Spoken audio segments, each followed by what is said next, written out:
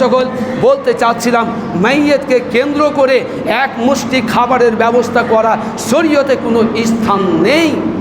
জি, আপনি বলছেন লোকগুলো না খেয়ে যাবে নাকি? লোকগুলো না খেয়ে যাবে, কি বলবে?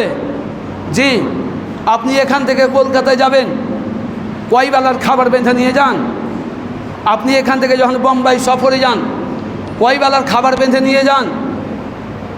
আপনি এইখান থেকে যখন আপনার কিনা ফারাক্কা যান, মালদা যান, ডাক্তারের বাড়ি যান, কয় মুষ্টি খাবার বেঁধে নিয়ে গেছেন।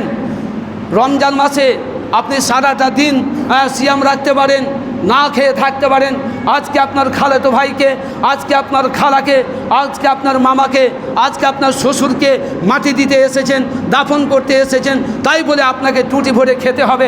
কোন দলিল পেয়েছেন? কোন শরীয়ত পেয়েছেন?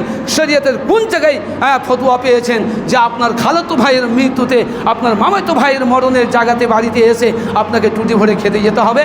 জি, এক বিন্দু পরিমাণ খাবার তৈরি করার স্থান ইসলামে অন্তত পক্ষে নয়।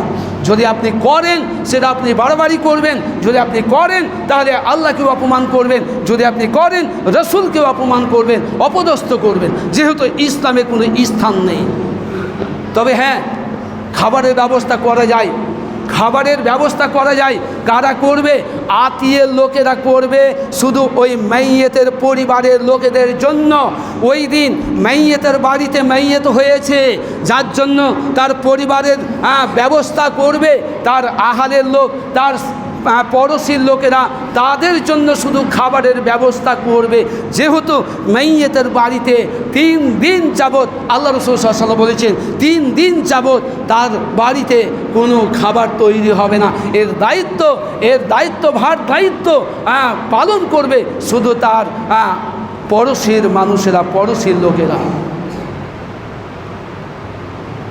আজকে আপনার বাড়িতে মাইয়াত হয়েছে, এজন্য আপনার বাড়িতে খাবার পৌঁছাতে হবে।